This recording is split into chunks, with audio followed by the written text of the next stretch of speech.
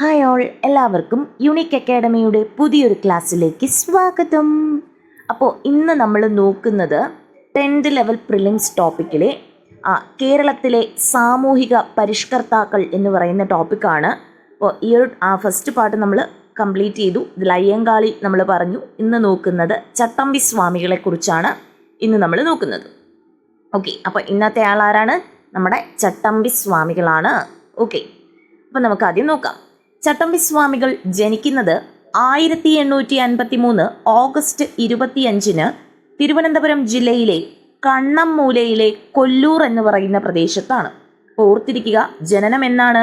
1853 August 25. Date ഉൾപ്പെടെ ഓർത്തു വെക്കണം. തിരുവനന്തപുരം ജില്ലയിലെ കണ്ണമ്മൂല, അത് മറക്കരുത്. കണ്ണമ്മൂല, കൊല്ലൂറാണ് പ്രദേശം. ഇനി നമ്മുടെ ചട്ടമ്പി സ്വാമി ജനിച്ച ഓഗസ്റ്റ് 25 നമ്മൾ ജീവകാരുണ്യ ദിനമായിട്ട് ആചരിച്ചു വരുന്നു. അപ്പോൾ ഓർത്തു വെക്കുക, ഓഗസ്റ്റ് 25 പ്രത്യേകത എന്ന് പറയുന്നത് ജീവകാരുണ്യ ദിനമായി ആചരിച്ചു വരുന്നു. ഇനി ചട്ടമ്പി സ്വാമികളുടെ ജന്മഗൃഹം അറിയപ്പെടുന്ന പേര് ഉള്ളൂർക്കോട് വീട് എന്നാണ്. ഉള്ളൂർക്കോട് വീട് എന്നാണ് ചട്ടമ്പി സ്വാമികളുടെ ജന്മഗൃഹം അറിയപ്പെടുന്നത്. യഥാർത്ഥ നാമം അയ്യപ്പൻ എന്നാണ്. അയ്യപ്പൻ എന്നാണ് ചട്ടമ്പി സ്വാമികളുടെ യഥാർത്ഥ നാമം. നമ്മുടെ ചട്ടമ്പി സ്വാമികളുടെ യഥാർത്ഥ നാമം എന്താണ്? അയ്യപ്പൻ. ഇനി ചട്ടമ്പി സ്വാമികൾ സമാധിയായത് 1924 മെയ് 5 1924 മെയ് 5 സമാധിയാകുന്നു.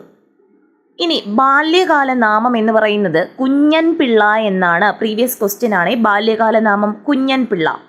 ചട്ടമ്പി സ്വാമികളുടെ ആദ്യകാല ഗുരുവായിരുന്നു പേട്ടയിൽ രാമൻ പിള്ള ആശാൻ. പേട്ടയിൽ രാമൻ പിള്ള ആശാൻ ആദ്യകാല ഗുരുവായിരുന്നു.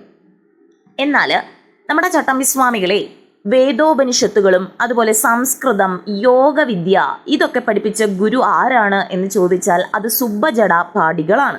ആരൊക്കെയാണ്? സുബ്ബജട പാടികളാണ് വേദോപനിഷത്തുകൾ, സംസ്കൃതം, യോഗവിദ്യ തുടങ്ങിയ കാര്യങ്ങൾ പഠിപ്പിച്ച ഗുരു. തമിഴ് വ്യാകരണത്തിലും അതുപോലെ തമിഴ് വേദാന്ത ശാസ്ത്രത്തിലും ചട്ടമ്പി സ്വാമികളുടെ ഗുരുവായിരുന്നു സ്വാമിനാഥ ദേശികർ. ആരാണ്? സ്വാമിനാഥ ദേശികർ ആയിരുന്നു തമിഴ് വ്യാകരണത്തിലും തമിഴ് വേദാന്ത ശാസ്ത്രത്തിലും ചട്ടമ്പി സ്വാമികളുടെ ഗുരു. ഇനി നമ്മുടെ ചട്ടമ്പി സ്വാമികൾക്ക് ബോധോദയം ലഭിച്ച സ്ഥലമാണ് വടിവീശ്വരം. തമിഴ്നാട്ടിലെ വടിവീശ്വരത്തിൽ വെച്ചിട്ടാണ് ചട്ടമ്പി സ്വാമികൾക്ക് ബോധോദയം ലഭിക്കുന്നത്. അടുത്തത്, സന്യാസം സ്വീകരിച്ചതിന് ശേഷം ചട്ടമ്പി സ്വാമികൾ സ്വീകരിച്ച പേരാണ് ഷൺമുഖദാസൻ. അപ്പോൾ ഷൺമുഖദാസൻ എന്ന പേരിൽ അറിയപ്പെടുന്നത് ചട്ടമ്പി സ്വാമികളാണ് എന്ന് ഓർത്തിരിക്കുക. സന്യാസം സ്വീകരിച്ചതിന് ശേഷമാണ് ചട്ടമ്പി സ്വാമികൾ ഷൺമുഖദാസൻ എന്ന പേര് സ്വീകരിക്കുന്നത്. അതുപോലെ ഹിന്ദു മതത്തിൽ നിന്നും ക്രിസ്തു മതത്തിലേക്കുള്ള മതപരിവർത്തനത്തെ എതിർത്തിരുന്ന നവോത്ഥാന നായകനാണ് ചട്ടമ്പി സ്വാമികൾ. ഹിന്ദു മതത്തിൽ നിന്നും ക്രിസ്തു മതത്തിലേക്കുള്ള മതപരിവർത്തനത്തെ എതിർത്തിരുന്ന നവോത്ഥാന നായകനാണ് നമ്മുടെ ചട്ടമ്പി സ്വാമികൾ. അതുപോലെ സസ്യഭക്ഷണത്തിന്റെ പ്രാധാന്യവും അഹിംസയും പ്രചരിപ്പിക്കുന്നതിൽ പ്രധാന പങ്ക് വഹിച്ച നവോത്ഥാന നായകനും ചട്ടമ്പി സ്വാമിയാണ്. തിരുവനന്തപുരത്തെ ഗവൺമെന്റ് സെക്രട്ടേറിയറ്റിൽ ക്ലർക്കായി സേവനമനുഷ്ഠിച്ചുള്ള നവോത്ഥാന നായകൻ ആര് എന്ന് ചോദിച്ചാലും അത് ചട്ടമ്പി സ്വാമികളാണ്. ഓർത്തിരിക്കുക. ഇനി ജാതി വ്യവസ്ഥയുടെ കെടുതികൾ ഇല്ലാതാക്കുന്നതിന് പരിഹാരം ക്ഷേത്രങ്ങൾ സ്ഥാപിക്കലല്ല, മറിച്ച് ക്ഷേത്രങ്ങളിൽ നിന്നും ജാതി ഭൂതങ്ങളെ അടിച്ചു പുറത്താക്കുകയാണ് വേണ്ടത് എന്ന് അഭിപ്രായപ്പെട്ട നവോത്ഥാന നായകനാണ് ചട്ടമ്പി സ്വാമികൾ. എന്താണ്? ജാതി വ്യവസ്ഥയുടെ കെടുതികൾ ഇല്ലാതാക്കുന്നതിന് പരിഹാരം ക്ഷേത്രങ്ങൾ സ്ഥാപിക്കലല്ല, മറിച്ച് ആ ക്ഷേത്രങ്ങളിൽ കുടികൊള്ളുന്ന ജാതി ഭൂതങ്ങളെ അടിച്ചു പുറത്താക്കുകയാണ് വേണ്ടത് എന്ന് അഭിപ്രായപ്പെട്ട വ്യക്തിയാണ് ചട്ടമ്പി സ്വാമികൾ. ചട്ടമ്പി സ്വാമികൾ സമാധിയായ സ്ഥലം പന്മനയാണ്. കൊല്ലം ജില്ലയിലെ പന്മനയിലാണ് സമാധിയാകുന്നത്. ചട്ടമ്പി സ്വാമികളുടെ സമാധി സ്ഥലത്തിനടുത്ത് അദ്ദേഹത്തിന്റെ ശിഷ്യന്മാർ പണിത ക്ഷേത്രം അറിയപ്പെടുന്ന പേരാണ് ബാലഭട്ടാരക ക്ഷേത്രം. എന്താണ്? ബാലഭട്ടാരക ക്ഷേത്രം. ഇന്ത്യൻ പോസ്റ്റൽ ഡിപ്പാർട്ട്മെന്റ് ചട്ടമ്പി സ്വാമികളോടുള്ള ആദരസൂചകമായി പോസ്റ്റൽ സ്റ്റാമ്പ് പുറത്തിറക്കിയത് 2014 ഏപ്രിൽ 30. ഓക്കെ, അപ്പം എന്നാണ് പോസ്റ്റൽ സ്റ്റാമ്പ് പുറത്തിറക്കുന്നത്? 2014 ഏപ്രിൽ 30 പോസ്റ്റൽ സ്റ്റാമ്പ് പുറത്തിറങ്ങുന്നത്. ഇനി ഇദ്ദേഹം അറിയപ്പെടുന്ന പേരുകൾ അല്ലെങ്കിൽ ഇദ്ദേഹത്തിന്റെ വിശേഷണങ്ങളാണ് നമുക്ക് നോക്കാം. ഒന്ന്, സർവ വിദ്യാധിരാജൻ എന്നറിയപ്പെടുന്നു. ഈ വിശേഷണങ്ങളൊക്കെ ഓർത്തിരിക്കുക. എല്ലാം പ്രീവിയസ് ക്വസ്റ്റ്യൻ ആണ്, എല്ലാം ഇമ്പോർട്ടൻ്റ് ആണ്. ഓക്കെ, അപ്പോൾ സർവ വിദ്യാധിരാജൻ എന്നറിയപ്പെടുന്നു. ഇപ്പോൾ പ്രീവിയസ് ക്വസ്റ്റ്യൻ ആണ്. ബാലഭട്ടാരകൻ എന്നറിയപ്പെടുന്നു. കണ്ടോ, ബാലഭട്ടാരക ക്ഷേത്രം നമ്മൾ പറഞ്ഞില്ലേ. അപ്പോൾ ബാലഭട്ടാരകൻ എന്നറിയപ്പെടുന്നത് ചട്ടമ്പിസ്വാമികളാണ്. കാവി ധരിക്കാത്ത സന്യാസി എന്നറിയപ്പെടുന്നു. കേരളത്തിന്റെ മഹാനായ പണ്ഡിത സന്യാസി എന്നറിയപ്പെടുന്നു. കാവിയും കമണ്ഡലവുമില്ലാത്ത സന്യാസി എന്നിങ്ങനെയൊക്കെ അറിയപ്പെടുന്നത് ചട്ടമ്പിസ്വാമികളാണ്. അപ്പം എന്തൊക്കെയാണ് വിശേഷണങ്ങൾ? സർവ വിദ്യാധിരാജൻ, ബാലഭട്ടാരകൻ, കാവി ധരിക്കാത്ത സന്യാസി, കേരളത്തിന്റെ മഹാനായ പണ്ഡിത സന്യാസി, അതുപോലെ കാവിയും കമണ്ഡലവുമില്ലാത്ത സന്യാസി എന്നീ പേരുകളിലൊക്കെ അറിയപ്പെടുന്നത് ചട്ടമ്പിസ്വാമികളാണെന്ന് ഓർത്തിരിക്കുക. ഇനി കണ്ടുമുട്ടലുകളാണ്. നമ്മുടെ ചട്ടമ്പിസ്വാമികളും ശ്രീനാരായണ ഗുരുവും കണ്ടുമുട്ടുന്നതിനെ പറ്റി നമുക്ക് നോക്കാം. അത് ഏത് വർഷമാണെന്ന് ഓർത്തിരിക്കുക. 1882. ഇതും പ്രീവിയസ് ക്വസ്റ്റ്യൻ ആണ്. ഈ സ്ലൈഡിലെയും എല്ലാം ഇപ്പോൾ കഴിഞ്ഞ എല്ലാ ക്വസ്റ്റ്യനും പ്രീവിയസ് ആണ് കേട്ടോ. ചിലത് സ്റ്റേറ്റ്മെൻറ്റിൽ എങ്കിലും ഇൻക്ലൂഡ് ആയിട്ട് ചോദിച്ചിട്ടുണ്ട്. അപ്പോൾ എല്ലാം ഓർത്തിരിക്കുക. അപ്പോൾ ചട്ടമ്പിസ്വാമികൾ ശ്രീനാരായണ ഗുരുവിനെ കണ്ടുമുട്ടുന്നത് 1882 ചെമ്പഴന്തിക്കടുത്തുള്ള അണിയൂർ ക്ഷേത്രത്തിലാണ്. അതും ക്വസ്റ്റ്യൻ ആണ്, പ്രീവിയസ് ആണ്. ഏത് ക്ഷേത്രമാണ്? അണിയൂർ ക്ഷേത്രം. എവിടത്തെയാണ്? ചെമ്പഴന്തിക്കടുത്തുള്ള അണിയൂർ ക്ഷേത്രത്തിൽ വെച്ച് 1882 ചട്ടമ്പിസ്വാമികളും ശ്രീനാരായണ ഗുരുവും കണ്ടുമുട്ടുന്നത്. ചട്ടമ്പിസ്വാമികളോടുള്ള ബഹുമാനാർത്ഥം ശ്രീനാരായണ ഗുരു രചിച്ച കൃതിയാണ് നവമഞ്ചരി. അപ്പോൾ അങ്ങോട്ടും ഇങ്ങോട്ടും മാറരുത്. ആർക്കു വേണ്ടി രചിച്ചതാണെന്ന് ഓർത്തിരിക്കുക. നവമഞ്ചരി രചിച്ചത് ആരെന്ന് ചോദിച്ചാൽ ശ്രീനാരായണ ഗുരുവാണ്. ആർക്കു വേണ്ടിയാണ് അല്ലെങ്കിൽ ആരോടുള്ള ബഹുമാനാർത്ഥമാണെന്ന് ചോദിച്ചാൽ ചട്ടമ്പിസ്വാമികളോടുള്ള ബഹുമാനാർത്ഥം ശ്രീനാരായണ ഗുരു രചിച്ച കൃതിയാണ് നവമഞ്ചരി. ഇനി അടുത്ത് നമ്മുടെ ചട്ടമ്പിസ്വാമികളും സ്വാമി വിവേകാനന്ദനുമായിട്ടുള്ള കണ്ടുമുട്ടലാണ്. 1892 ഇവർ കണ്ടുമുട്ടുന്നത്. 1892 മലബാറിൽ ഞാനൊരു യഥാർത്ഥ മനുഷ്യനെ കണ്ടു എന്ന് സ്വാമി വിവേകാനന്ദൻ പരാമർശിച്ചത് ആരെക്കുറിച്ച് എന്ന് ചോദിച്ചിട്ടുണ്ട്. അത് ചട്ടമ്പിസ്വാമികളെ കുറിച്ച്. ചട്ടമ്പിസ്വാമികളെ കുറിച്ച് മലബാറിൽ ഞാനൊരു യഥാർത്ഥ മനുഷ്യനെ കണ്ടു എന്ന് വിശേഷിപ്പിച്ചത് ആര് എന്നും ചോദിച്ചിട്ടുണ്ട്. അത് സ്വാമി വിവേകാനന്ദനാണ്. അപ്പോൾ അങ്ങോട്ടും ഇങ്ങോട്ടും ചോദിക്കാം, ഓർത്തിരിക്കാം. അതുപോലെ അദ്ദേഹം ഒരു ഗരുഡനാണെങ്കിൽ ഞാനൊരു കൊതുകാണ്, അതാണ് ഞങ്ങൾ തമ്മിലുള്ള വ്യത്യാസം എന്ന് ചട്ടമ്പിസ്വാമികൾ ആരെക്കുറിച്ച് പറഞ്ഞതാണ്? സ്വാമി വിവേകാനന്ദനെ കുറിച്ച് പറഞ്ഞതാണ്. ചട്ടമ്പിസ്വാമികൾ വിവേകാനന്ദനെ പറഞ്ഞതാണ് അദ്ദേഹം ഒരു ഗരുഡനാണെങ്കിൽ ഞാനൊരു കൊതുകാണ്, അതാണ് ഞങ്ങൾ തമ്മിലുള്ള വ്യത്യാസം എന്ന് പറഞ്ഞത് ചട്ടമ്പിസ്വാമികളാണ്. സ്വാമി വിവേകാനന്ദനെ കുറിച്ചാണ് എന്നും ഓർത്തിരിക്കുക.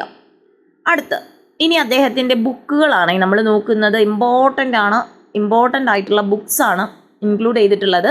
ഒന്നാമത്തെ ബുക്ക് വേദാധികാര നിരൂപണം. ഈ ബുക്കിനെ കുറിച്ച് അറിയേണ്ട എല്ലാ കാര്യങ്ങളും താഴെ കൊടുത്തിട്ടുണ്ട്. വേദാധികാര നിരൂപണം. വേദപഠനം ബ്രാഹ്മണരുടെ മാത്രം കുത്തക അല്ലെന്നും അത് എല്ലാ ഹിന്ദുക്കൾക്കും അവകാശപ്പെട്ടതാണെന്നും സമർത്ഥിക്കുന്ന ചട്ടമ്പിസ്വാമികളുടെ കൃതിയാണ് വേദാധികാര നിരൂപണം. അപ്പോൾ അന്നത്തെ കാലത്ത് ബ്രാഹ്മണർക്ക് മാത്രമായിരുന്നു വേദം പഠിക്കാനുള്ള അവകാശമുണ്ടായിരുന്നത്. അപ്പോൾ അത് ബ്രാഹ്മണരുടെ മാത്രം കുത്തകയല്ലെന്നും എല്ലാ ഹിന്ദുക്കൾക്കും അവകാശപ്പെട്ടതാണ് എന്നും പരാമർശിക്കുന്ന കൃതിയാണ് വേദാധികാര നിരൂപണം. അതുപോലെ ശൂദ്രന്മാർക്കും വേദം പഠിക്കുന്നതിനുള്ള അവകാശമുണ്ടെന്ന് വാദിച്ച ചട്ടമ്പിസ്വാമികളുടെ കൃതിയാണ് വേദാധികാര നിരൂപണം. അടുത്തത് ഇമ്പോർട്ടൻ്റ് ആണ്. തീ പോലുള്ള വാക്കുകൾ കത്തിപ്പോകാത്തത്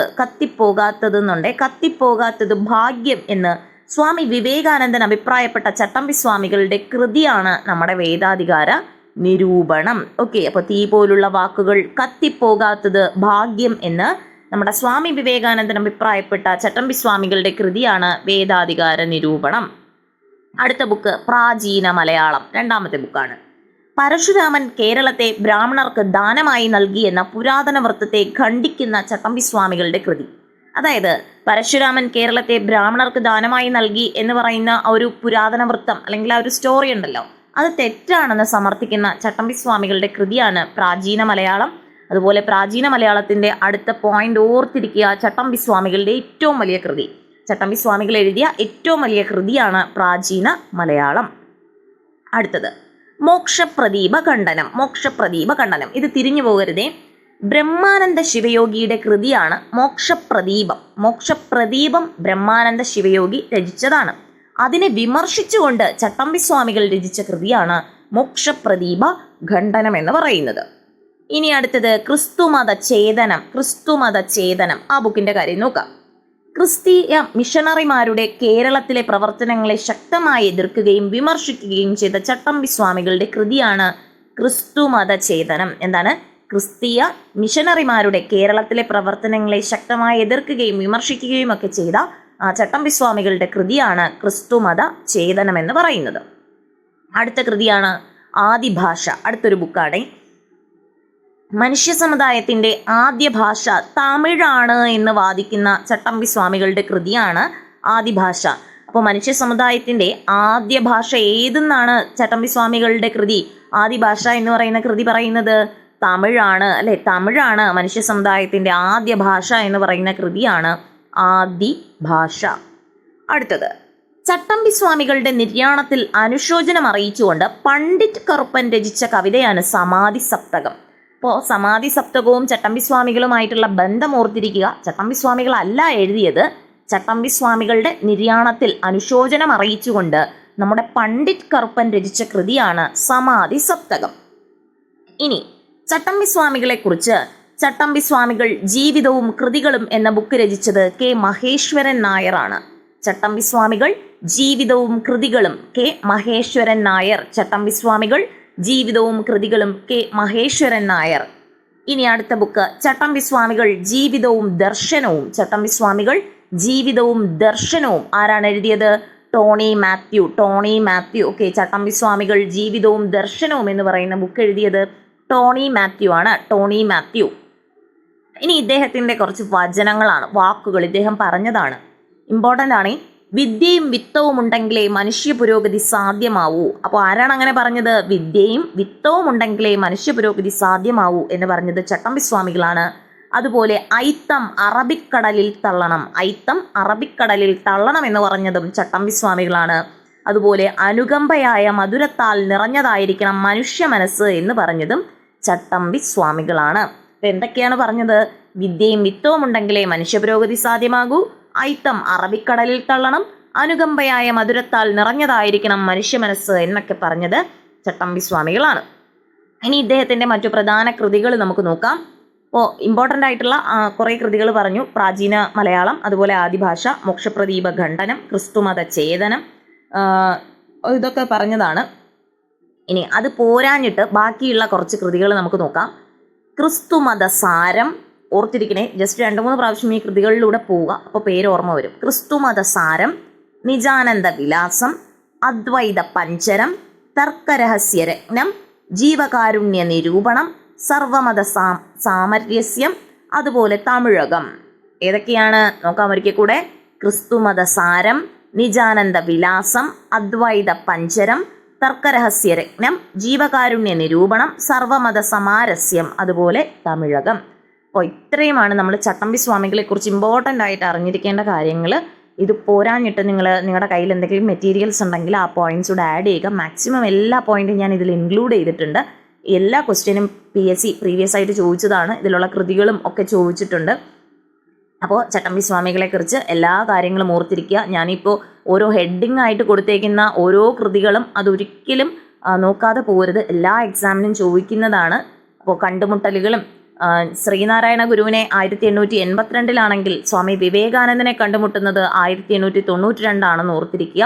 പിന്നെ അവർ തമ്മിലുള്ള അങ്ങോട്ടും ഇങ്ങോട്ടുള്ള കോൺവെർസേഷൻ, വിശേഷണങ്ങൾ, ഇതൊക്കെ ഓർത്തിരിക്കുക. വചനങ്ങൾ എല്ലാം ഓർത്തിരിക്കുക. അപ്പോൾ നമ്മൾ കേരളത്തിലെ സാമൂഹിക പരിഷ്കർത്താക്കൾ എന്ന് പറയുന്ന ടോപ്പിക്കിൽ 2 പേരെ കംപ്ലീറ്റ് ആക്കി. അയ്യങ്കാളിയും അതുപോലെ ചട്ടമ്പി സ്വാമികളും. ഇനി ഇതുപോലെ പേരെടുത്ത് പറഞ്ഞേക്കുന്ന കുറച്ച് പേരുടെ ഉണ്ട്. അവരെ കംപ്ലീറ്റ് ആക്കിയിട്ട് പേരെടുത്ത് പറയാത്തതും എന്നാൽ എക്സാമിന് ചോദിക്കുന്നതുമായ കുറച്ച് പേരുടെ ഉണ്ട്. അവരുടെയും കൂടെ നമുക്ക് നോക്കണം. അപ്പോൾ ഇത്രയുള്ള ഇന്നത്തെ ക്ലാസ്. നിങ്ങൾക്ക് ഇഷ്ടപ്പെട്ടു എന്നുണ്ടെങ്കിൽ നിങ്ങൾ കമൻ്റായിട്ട് അറിയിക്കുക. ചാനൽ സപ്പോർട്ട് ചെയ്യുക, ഫ്രണ്ട്സിനൂടെ ഷെയർ ചെയ്യുക.